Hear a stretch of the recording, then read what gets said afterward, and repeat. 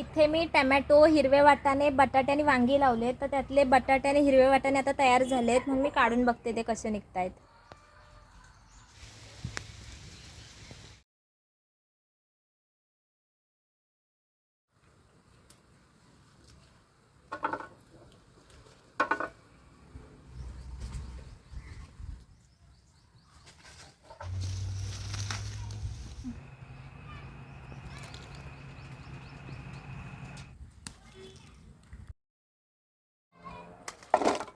इथे 2 चेरी टमॅटोची पण रोपं आहेत, त्यांना आताशे छोटे छोटे लागत आहेत.